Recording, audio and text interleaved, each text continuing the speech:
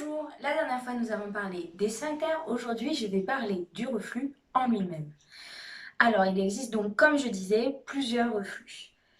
Le sphincter, je l'ai dit la dernière fois, il fait le rôle anti-reflux. Alors pourquoi, dans certains cas, il ne le fait pas? C'est simple, c'est un muscle.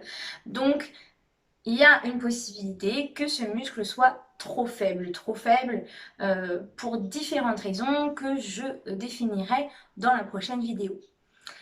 En fait, quand il est trop faible, ce muscle-là, donc il a tendance à s'ouvrir et du coup à refaire passer le bol alimentaire de l'estomac vers l'œsophage et donc créer le reflux. Alors, en fait, ce reflux-là, on l'appelle facilité, puisque du coup, c'est juste facilité par une faiblesse musculaire. Ce reflux se manifeste plus souvent la nuit, c'est-à-dire quand vous êtes allongé, vous avez la bouche à peu près à la même hauteur, et du coup, ça a tendance à remonter. Ou quand vous faites vos lacets, en vous penchant en avant, ça remonte et ça brûle la gorge. Alors, comme dit dans la vidéo précédente, le sphincter inférieur de l'œsophage est un muscle lisse et donc indépendant de notre volonté. C'est pour ça que dans le reflux facilité, on ne le contrôle pas, tout comme dans le reflux forcé.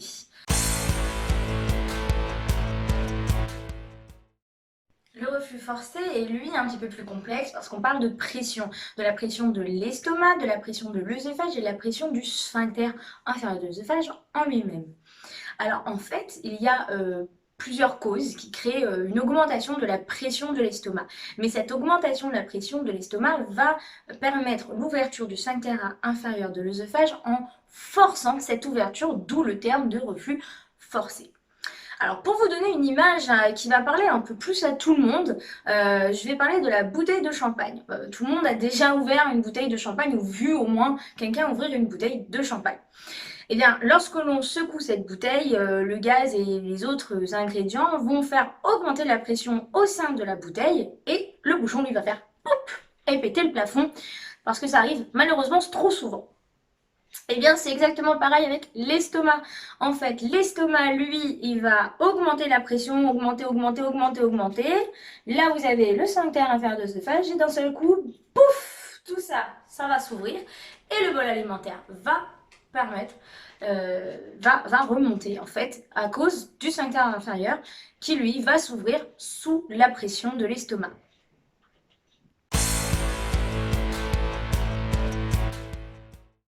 Si vous avez l'un ou l'autre des reflux gastro-œsophagiens, le mieux c'est d'en parler à un médecin pour avoir un traitement adéquat.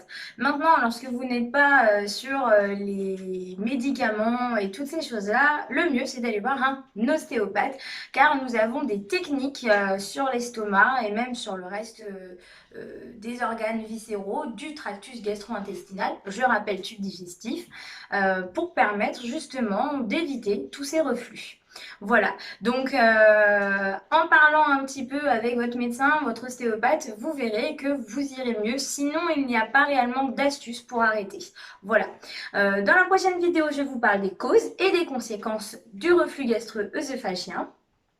En parlant des causes, peut-être que certains vont se dire si j'élimine telle cause, j'y arriverai et j'aurai pas de reflux. C'est possible également. En tout cas, je vous retrouve la prochaine fois et je vous dis à mardi prochain. Salut!